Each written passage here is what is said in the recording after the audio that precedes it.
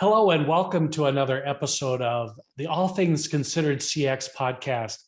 I'm your host, Bob Azman, and I'm glad to be back with you today, and especially on this podcast because we have not just one guest, but I have three guests joining me today. They're my colleagues in the latest edition of the Customer Experience 4 book with 18 authors sharing their insights on customer experience. And we're doing this roundtable to get their insights and their thoughts, not only on their chapters, but on customer experience in general. So with that opening, I'd like our guests to introduce themselves. Again, these are our co-authors on the Customer Experience 4 book, which was just released. And I'd like to start today's session with Kristin, if you would introduce yourself to our listeners. Thanks for that, Bob, and lovely to be here. This has been a fantastic project to be a part of, and I've loved reading all my fellow authors' chapters. I've been in customer experience for a little over 15 years. I actually started my career in sales with Coca-Cola Amatil, and then moved over to marketing. And from there held various product marketing and channel marketing roles before I moved into telecommunications and discovered the world of customer experience. So I've been, as I said, in CX for quite a few years now. And in the last year, I actually made the decision to go out on my own. So I'm now working with a number of multinationals in Australia who are on a journey to really inject customer-centric thinking into their way of doing business. So I'm leading a number of masterclasses as well as producing course content to ensure that employees, both customer-facing and back of office, have the skills and understanding around why the customer is such a critical person to be considering in the decision-making process. One of the things I love about this series of books is the global nature of the book. And Kristin's joining us from Australia today. What city, Kristin? I'm in Sydney. Wonderful. Glad to have you. Greg, would you like to introduce yourself to our listeners, please? Bob, thank you very much for the invitation. It's really a great pleasure to be here together with you, all best-selling authors, because we need to mention that our book is best-selling on Amazon, and I am really pleased to be part of such a great project, working together with outstanding thought leaders, but I can say in the meantime, also friends. My name is Gregorio Uglioni from Zurich, Switzerland. I am known as the CX goalkeeper.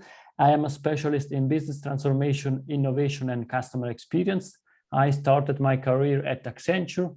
I think everybody knows what Accenture is, consulting business. I went through several projects, and already there it was extremely important, the contact with the customer and being together with the customer. Afterwards, I moved to a credit card issuer. I worked there for 10 years, and this was a great experience because I had the opportunity to really work together and within a call center, a contact center, really having the customer feedback, sitting next to a customer service agent and understanding what are the customer needs.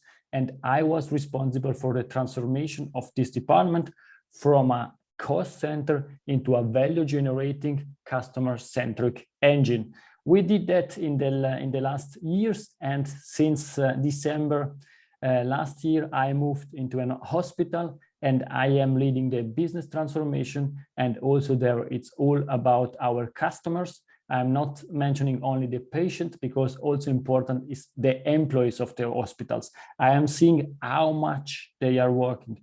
They are really investing hours and hours to do everything what it's possible for the patients, and it's great to be part of such an organization and try to drive a customer-centric transformation. What I'm doing in the business or during the working hours is similar to what I'm doing outside of the working hours. I'm known as the CX goalkeeper. I have my own podcast, the CX goalkeeper. I like to write about customer experience, to be part of such amazing projects as the book that we wrote all together. And I am a CCXP and judge at several international customer experience events. Wonderful. Thank you, Greg, for joining us today. And Carolene, would you join us and introduce yourself to our listeners? Yes, and I will echo everybody else's sentiment in how much it was an incredible experience to be part of this book with such an eclectic group of authors. I am Carolene Méli, and I'm an experienced strategist. I work with companies, with leaders, with business owners to really help them create more meaningful, more impactful, and more successful experiences in their business. And this path of being an experienced strategist was inspired by and stems from coming from the live experience industry. We'll get into it probably a little bit later, but I spent 10 years on tour with Cirque du Soleil, leading predominantly the VIP experiences all over the world. And so now when I look at the experiences that are created within business, whether it is from a customer point of view, an employee point of view, or even like a client partner sponsor relationship, I am taking a lot of that inspiration, a lot of that energy from what makes live experiences so wonderful and so impactful for somebody watching. And I am currently based in Cyprus, so representing the Mediterranean over here. And yeah, it's a pleasure to be part of this book, especially looking at customer experience from an experience design point of view. That's really my focus. Again, I thank you, Caroline. I love this, whereas we have Sydney, Zurich, Cyprus, and Austin, Texas. What a wonderful combination. So before we jump into the chapters of the book, because I know our listeners want to learn more about how you came to write your particular chapters, one of the things I always find curious, as do our listeners, is what is the career path? What are the highlights? How did you get doing what you're doing? You know, some children when they're small say, I want to be a doctor, or I want to be a lawyer, or I want to be a paramedic, but oftentimes you don't hear them say, I want to be a customer experience professional. And so what drove you? What got you your passion? What developed you to the point where you wanted to pursue this as a career? What can you share with us in those? And I'll open this up to anybody who'd like to go, and I'll facilitate it from there. I say ladies first, but if nobody starts speaking, I start speaking. Happy you can jump in. Bob, I think what you're asking, it's a great question. But for me, the common things that every business has are customers, because without customers, there is no business. And I started learning that during my Accenture career, and then afterwards with this credit card issuer. It's really extremely important. I was working also on strategic projects, as often with Accenture happens, and you create the best possible strategy sitting in the boardrooms together with super senior people. And then at some point in time, somebody told me, come with me, we go down into the contact center and you can listen to what the customer issues really are and with what they are struggling. And for me, it was really mind-blowing to understand what are the customer issues. You can start discussing about digitization and the best possible innovation, the technology, this and that, but the real issues that our customer have in different industries, they are not able to change their address. They are not getting the parcel that they bought and stuff like that. And therefore, I really started working together with customer and with normal employees, as we all are. And for me was really extremely important. And I started learning what really matters. And what really matters in business are the human beings as the employees, the human beings as the customer of a company, and trying to get them together and to create value for them. You mentioned that it's clear, as a nine years old boy, my dream was, it's not so strange, was to be a professional soccer player, therefore the CX goalkeeper, but I was not able to do that. And therefore I started trying to connect or inspire some tactics, some strategies, getting them from soccer and putting them into customer experience. This is what I wrote in the book, and we can then discuss later about this, what I wrote in the book. I love the relationship between growing up as a youth and what you call yourself these days, Greg. That's wonderful. Thank you for sharing your career path. Kristin, how about you? Yeah, thanks for sharing that, Greg. I love hearing the journeys that people have been on. I actually studied law in university, and I felt that I was setting myself up for hopefully a long and successful career in law, but it didn't go that way. And I say it didn't go that way because halfway through my studies, I decided to also do a commerce degree, and business and commerce just came far more naturally. So I sort of decided early on that I was, I had more of a natural aptitude in the business space. And look, funny enough, that led me to my first role, as I said, with Coca-Cola, where I was in sales and marketing. And from there, I was fortunate. I worked for some great big multinationals, anyone from Goodman Fielder to News Corp to Vodafone to Telstra to Suncorp. These are all big Australian brands. But look, for me, the catalyst for getting into customer experience is that I always felt in my sales and marketing roles that I was at the end of the chain. So all of the hard work had already gone into developing a product or service, and my role was now to either sell that product or service or to market it. And I made a decision that I wanted to be more involved in that upfront decision-making process. So I wanted to be part of saying, who is this product actually targeted at? What are we going to achieve with this customer service? From a CX perspective, are we going to address a pain point? Are we going to produce a moment of delight as a consequence of this initiative? So for me, it was really driven by a desire to be more upfront in the organisation so that I had an opportunity to mould some of the customer experiences that sales and marketing then needed to make real for the business and deliver to customers. Excellent. Thanks for sharing, Kristin. And Carolene. Yeah, Kristin, as you were talking about your university path, I was smirking over here because I also did something similar in that I studied a science degree, a health science degree in nutrition, and never did one single thing in nutrition or health science, which I think is a lot of, it's not an uncommon path for a lot of people. But yeah, I started in a myriad of different things, I guess. I grew up in Australia, actually, and I always gravitated, no matter what role that I had, whether I was working in a bar. I was actually at one point working for Lululemon Athletica, helping them open one of their first stores in Australia. I actually was a gymnastics coach in my early days, and no matter what role I was in, I always gravitated to the event side of things, and really being part of something that created a little bit of community activation around whatever was going on, whether it was the brand, whether it was something new, whether they were trying to drive engagement. And so that's where I naturally found myself and where I always ended up. Now, when I was around 23, 24, I ran away with the circus, as the phrase goes, and I went on tour with Cirque du Soleil.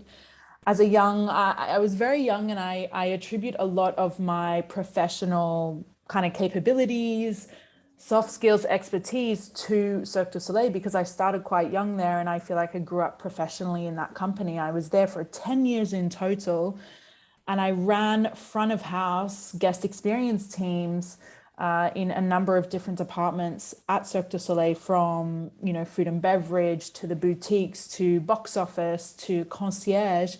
And where I really found my love and my sweet spot was in the VIP, because I was actually able to I was actually able to have some touch points and some connections with the guests, with a smaller number of guests. You know, it was around 200 people each night, as opposed to the 2,500 people that were coming in to sit in the big top each night. And that's what I loved most about it. And where I really found this kind of love of customer experience, and where I started to get very curious about customer experience, was the fact that we were rolling out the same experience, the same show. I was rolling out the same VIP experience, but in many different countries. I did 17 countries in total, and who knows how many cities. And it was so incredibly interesting to see how customer service is kind of done, so to speak, in different countries, because the way that you train your staff to interact with customers is very different, for example, in the United States, as it is in France, as it is in Greece. You know, it's completely different. And I saw that firsthand. I saw it from my very own eyes. And that's how I really started to get very curious, how I started to really develop my leadership around customer experience. And now how I have endless stories to tell about the world of customer experience on a global level. So that's my story. And I, as I said at the beginning, I love asking this question because obviously everyone has a unique path that they take, but there's also that passion that comes through, and the desire to serve customers, which I think is really fantastic. And I just have to add that my undergraduate degree is in education, and I never taught. So my graduate degree is in business, but many of us share the same common element where we pursued a degree, but did not pursue the ultimate position within that degree. So let's whet the appetite of our listeners who haven't bought the best-selling edition of Customer Experience 4 yet, in terms of the chapters that you decided to write about, and some of the highlights of those chapters, and encouraging our listeners to then purchase the book and have access to the 14 other authors that aren't on this podcast today. So Carolene, maybe I'll start with you this time, since you finished up the last question, and get your insights into the chapter you wrote for the book. So my chapter is really around the creation of experiences, as you can probably guess from everything that I've said so far. I finished with Cirque du Soleil at the beginning of lockdown, when, you know, their shows were completely shut down overnight. And I started this new path as a consultant, as an experienced strategist. And I started to get very curious around what it takes to make an incredible experience. And I started to ask anyone and everyone that I was on a Zoom call with, that I was WhatsApping, anyone, what is one element that makes an incredible experience? And of course, that's a very vague question, but what was very interesting is all of the answers were completely different in the story, right? In the content. However, I started to realize about 20 people in that there was these common threads that joined everybody's answers.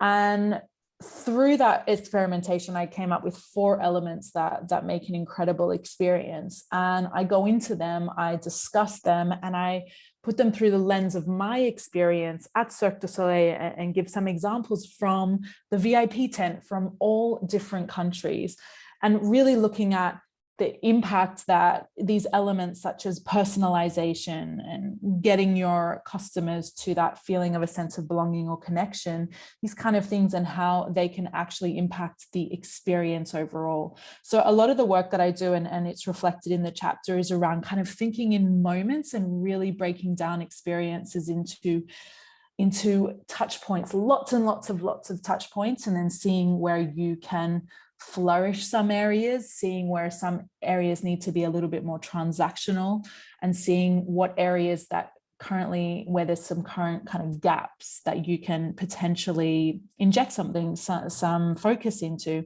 And so that's what my chapter is really about. It's a bit of storytelling around my time at Cirque du Soleil, as I go through these different 4 elements that I kind of base my experience strategy when I'm working with clients and working with different customers around how we can improve what they're doing in their businesses. Excellent. We're going to talk a little bit about storytelling, so I appreciate you bringing that up as an element of your chapter. Greg, how about you in your chapter? Bob, I would suggest let's pause for a few seconds and think about a full stadium full of people. Perhaps you have something in your hands to drink. You listen to the other people. They are really happy. Yes, goal. Yes, yes. A lot of rumors, but positive one. A lot of feelings and so on. And my big question is, how is it possible that, let's take the example of from Germany, that 80,000 to 90,000 people sit together to watch a soccer match? And even now with COVID-related risk, but only thinking about, and that's something that my mother was always telling me, what the hell, why are you watching a soccer match, 11 men's now also, or 11 women's against 11 women's? They are trying to catch this ball and throw it in the goal. She always said, we should give to everybody one ball, and then perhaps they can do more and it's more entertaining. But the reality is 11 men's or 11 women's against 11 women's trying to win. And people are paying to watch that. I take again the example of UK or Germany, $90, 90 euros to watch 90 minutes match. It means if we calculate the money value time from the experience economy, it's $1 or €1 per minute. And it's clear we are in the business experience business. If we think about a movie, we are speaking roughly about 10 cents of dollar per minute. In a Disney park, people spend roughly for the experience 20 cents for each minute. And in an escape room, 40 to 50 cents for each minute that they are there. And therefore, there are facts that shows that the soccer is business, and is business and is experience business. And therefore, if you're speaking about experiences, customer experience make totally sense. And in my chapter, I am sharing 3 different strategies how to win together, because customer experience is a team sport as a soccer team, and how we can win in serving our customer. There, I split my chapter in 3 different main tactics that we could leverage. I want in this discussion to quickly focus on only one, and this is the topic that I like most. It's again about people. Let's think about, we in business, we are people. Like again, the example of customer service representatives or employees. We hire them, and then we script what they are allowed to say, and we tell them what they are not allowed to say, and we offer them not always the best tools to service customers. And this is something that I don't really understand. I understand because I'm the business wide, but it's something that not everybody is trying to improve. And if we think about soccer teams, the thing is there is trust within the teams. If you have a player, a teammate, then you trust him. If you are on the pitch, on the field and try to play, you trust him. It's clear. The coach select the best player to win the match. For each role, he select the best player, and their players goes onto the pitch to win the game. They know that they all win together or they lose all together. And therefore, it's extremely important to come away from these, let's say, old-fashioned ideas of having hierarchies that the boss tell to the employees what needs to be done. Because there it makes sense if I hire somebody to empower him or her to service the customer in the best way possible. And this is what I am sharing. It's extremely important to put a team together that it's best enabled to win the match. It means to best service the customer. And therefore also trying to mix the different roles, not only call center agents that are handling calls, because as a customer, if I am contacting a company it's not relevant through which channel I am contacting the company. It's through the phone, through social media, or through emails. I want to have the same experience. And often social media is the responsibility of the marketing department. The phone is a responsibility of the contact center. The emails is a responsibility of the back office, and they are not together to offer the same experience. And therefore it makes sense to create a network of different skills in order to handle these interactions and to improve them, because it's extremely important that these teams share the same targets to deliver a superior experience. That's what we want to achieve. And also in a soccer team, everybody goes on the pitch to win the game. They have a clear target and they try to achieve that. And the second thing, it's also from control to empowerment. And also there, already stated at the beginning, extremely important is to ensure that the players, the employees, if they are on the pitch and they are playing, they are in charge. They can do the best thing for the customer without fearing to be judged, controlled by the supervisor, by the manager, by the boss. Because if we empower them, we give this opportunity, then they will try to go the extra mile to serve the customer at the best possible way. And I think this engage employees, and we know that engage employees create happy customer, and happy customer then take care of the shareholders' value, delivering the value that our shareholders want.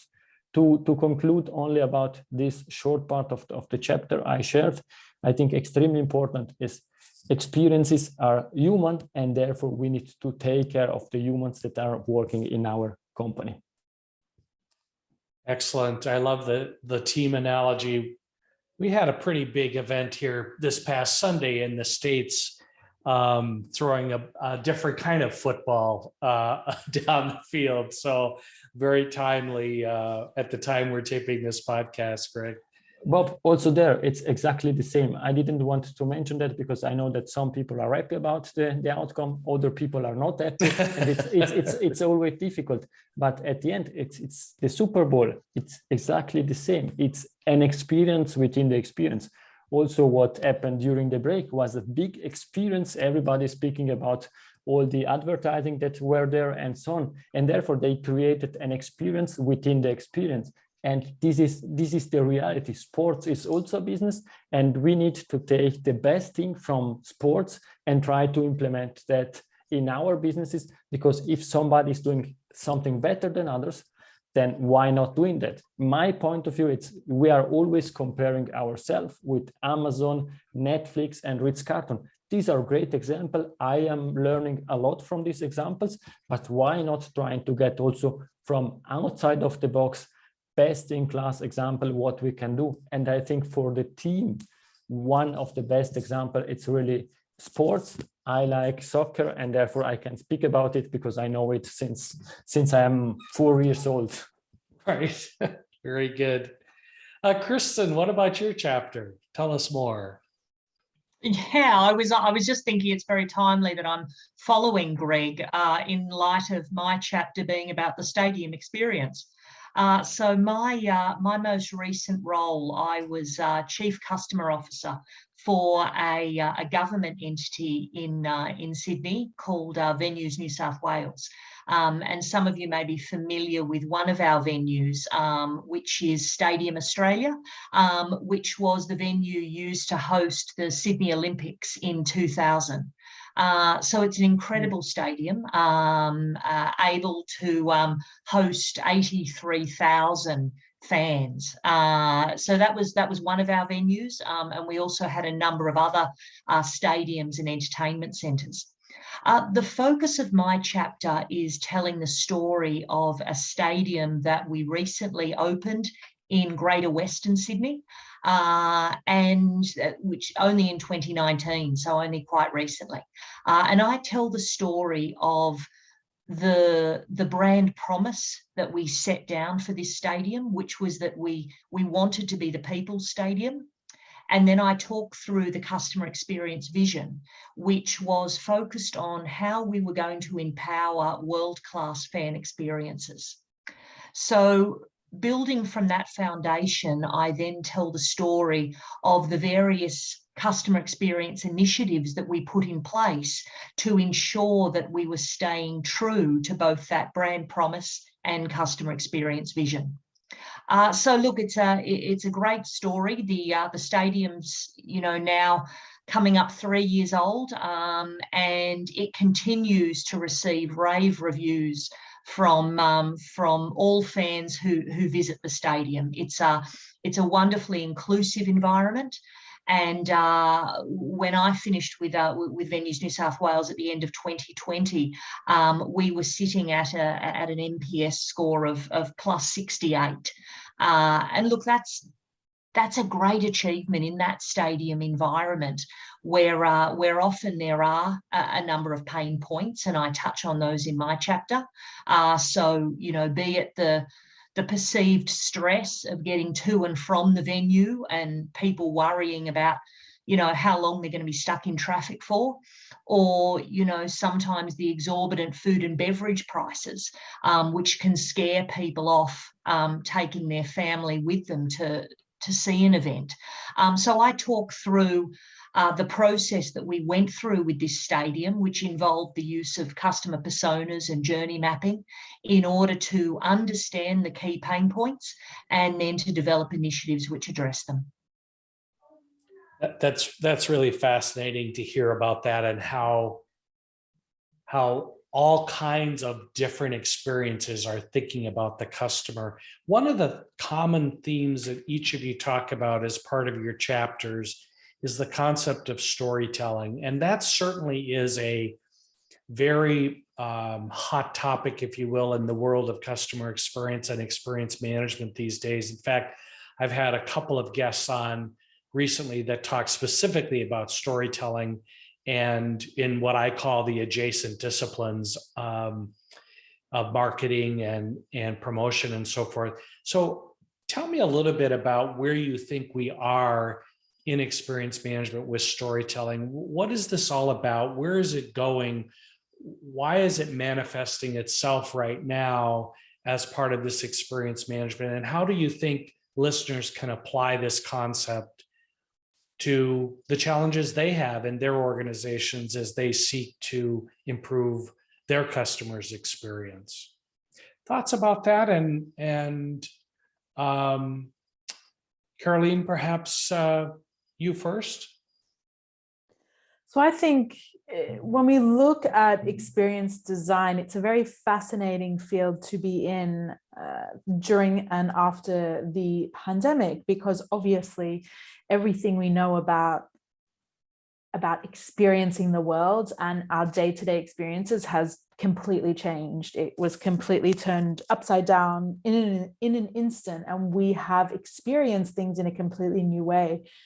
And what is really interesting to see right now in the world of experiences is really this focus on impact and meaningfulness, and connection is a big one.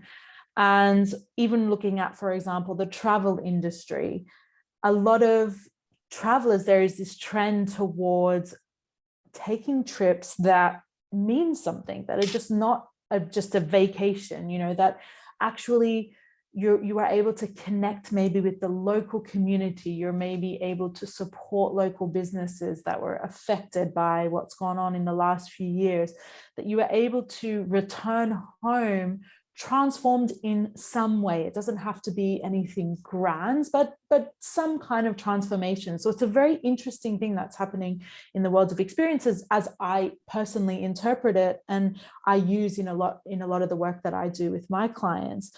And I often think about Cirque du Soleil. I often reference them when I think of storytelling, because anyone that has gone to a Cirque du Soleil show will know this, but in a show, there is a very vague storyline that is usually attached to that hero's journey that we all, know very much so from when we were cartoons, watching Disney as kids, all the way through to today.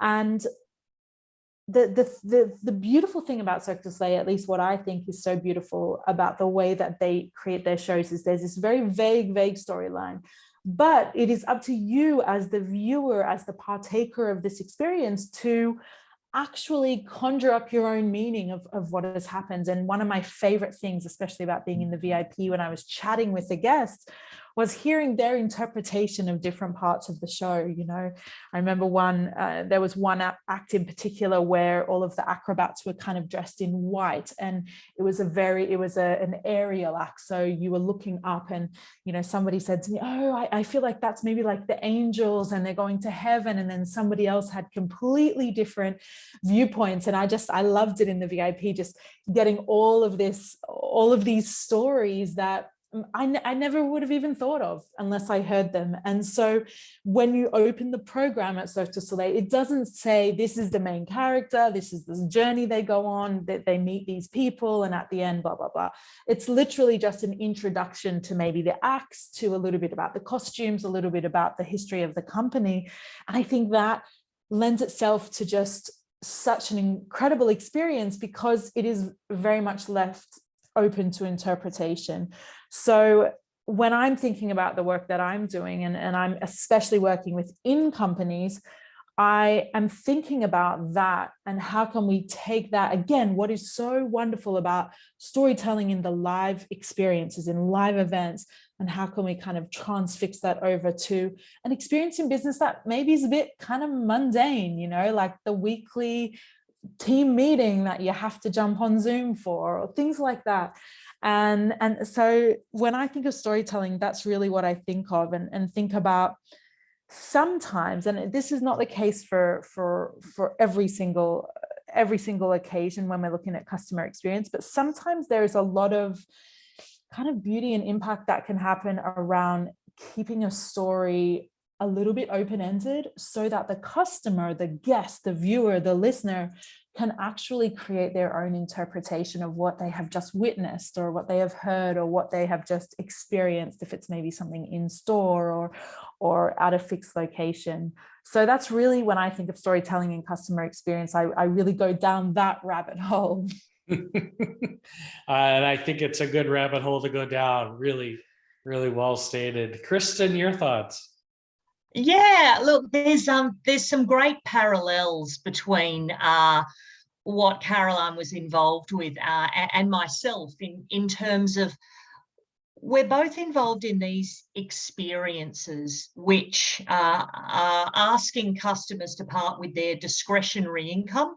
And I think more and more businesses are competing for that discretionary income. So we're asking someone to pay X many hundreds of dollars to come and see our event.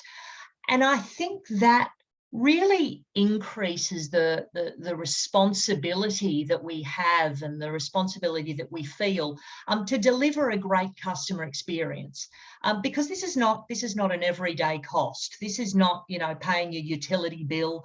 This is not a service. This is arguably the real delight moments that we're delivering for customers, and certainly within the stadium space, whether it's a sporting event or a concert. I always felt we had an enormous responsibility to ensure that a customer felt that those discretionary funds that they'd spent to attend our event was money well spent. And I think the power of storytelling for me was when we didn't deliver on that experience. I recall one particular event. It was, oh goodness me, I believe it was a Guns N' Roses concert that we were hosting out at Stadium Australia. And I received an email the following day from a lady who had attended the event with her husband. They booked the tickets a year out. They'd driven in from regional New South Wales. They'd booked accommodation. It was a real weekend for them. And unfortunately, the resulting experience was that they ended up having an obstructed view. Now, for right or wrong, and there's always a lot of factors that go into these things. Did the customer necessarily read all the terms and conditions and understand that there was a risk that their view would be obstructed? Regardless of all the justifications you can put out there, the reality is that this was someone who had spent a lot of money to attend an event that was really important to them, and we didn't deliver on that. And so when it comes to storytelling, I think storytelling has the power to make those moments where we've disappointed a customer very real. And throughout all of my roles, I've regularly used customer verbatims as a basis for communicating just how painful a pain point is. Because there's nothing like the emotion that often comes out of those customer verbatims. And I think when you're sitting in front of an executive team and you're trying to communicate that there is a burning platform that we need to address, I believe that those customer comments is what makes it real. And therefore they're incredibly valuable. Well stated. Greg, bring us to a conclusion on this question around storytelling. I think Kristin and Carolene already said quite a lot, and therefore a short answer from my side. Kristin spoke about money well spent and having a compelling story. And I think this is exactly what we need, looking from the inside out as customer experience professionals, trying to push our transformation, our initiatives throughout the company and getting the approvals. If we want the board to spend well their money or invest well their money, then we need a compelling story. Because if you speak about NPS, I think after 2 minutes, board members start to fall asleep or start playing with the mobile phone. If we have a story, a real customer story that we can start sharing, then I think it's quite easier that they stay there, that we have their attention, because important is to have the attention of these people, that they understand that. A compelling story or storytelling create a deeper level of emotions, and therefore moving emotion, they can retain better this information. They get a better context what it's happening, and with this connection you have the story, because at the end you need to share the story. And I would add in the storytelling also trying to speak the language of our counterpart. In this case, if you have the CFO in front of you, again, perhaps he cares a bit about the NPS, but if you can transform the NPS increase into a return on investment or a return on the experience that we are offering, and really stating that in dollars or euros, then it's easier to get the funding and to continue what we all think it's relevant. As a customer experience professional, to conclude, I think we are always pushing to improve experiences and all these relevant topics, but often other people see us as extremely religious or only extremely focused on customer and not on the other important disciplines within a company. And with our stories, we can share what happens to the customer, but also that we care about the complete business, because we are focused on creating value for our employees or for our companies on the long term, that we can stay longer in the business. And therefore, it totally makes sense to have a compelling story to share.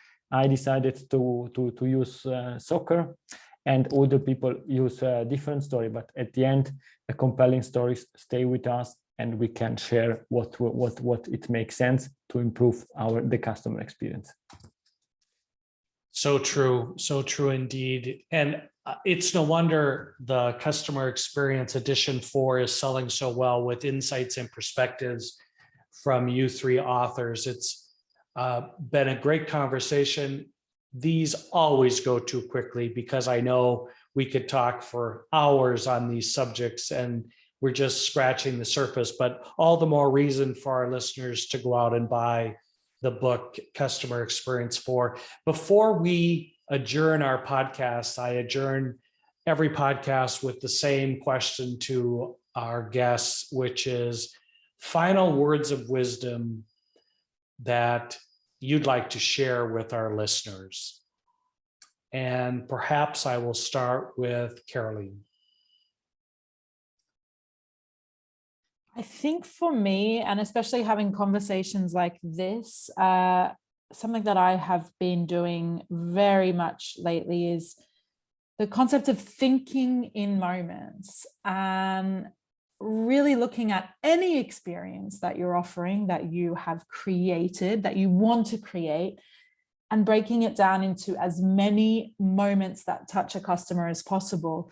And you'd be surprised if you actually went through and did that activity with literally any experience, how many touch points. There's probably double the amount of touch points existing than you would have thought. It surprises me on a daily basis when I do this activity, with my clients or just in conversations like this, at how many touch points go unthought of when we are trying to create these beautiful experiences, these impactful customer journeys. And so that would be that would be something to take away and think about, is how can you think about what you've created or the experience that you run or that you lead in as many moments as possible, and where are there's kind of gaps that you can fill in. Excellent. Kristin? Yeah, my experience was probably learn the hard way, but I think it's probably one of the most valuable lessons. I think as customer experience professionals, we're very focused on how we can make the journey easier for our customers and remove any points of friction. So we tend to be very focused on, pulling down the fences that are getting in the way of a good customer experience. I think the learning for me has been that you need to make sure you understand why the fence was erected in the first place. Because it's very easy just to become focused on, we've got to pull it down. Often there's some really good reasons that fence exists. So make sure that you've done your due diligence, you understand the rationale around why certain processes are in place. And then I think you're better positioned to effectively challenge the process and hopefully produce a better outcome for the customer. Thank you, Kristin. And Greg, your words of wisdom for our listeners. Thank you very much, Bob, for this last question. Something related to our customer, again, linked to soccer. Listen to the feedback of the stadium, what our customers are saying, and try to tell you. Related to our employees, trust the team. If you hire them, then you trust them. They will make the difference and score a lot of goals for the business. And related to the business result, only with strategy you can win the championship. And phrase in an other way, if you want us to offer a superior experience to your customer, it happens only if you have a strategy. It doesn't happen by accident. Wonderful. And my words of wisdom to our listeners are, go out and buy this book. It's a good one. 18 authors from around the globe share their insights, their perspectives. Our three guests today, our three authors, Greg, Carolene, and Kristin, give you the flavor for how the book is written and the perspectives you'll receive. So it's wonderful. And while you're buying CX4, don't forget there's CX1, 2, and 3 as well, if you haven't had the pleasure of reading those. I want to thank my guests. This has been another episode of the All Things Considered CX podcast. I'm your host, Bob Azman. As always, share this podcast with your networks and stay tuned for future podcasts with great guests talking about experience management. Thank you.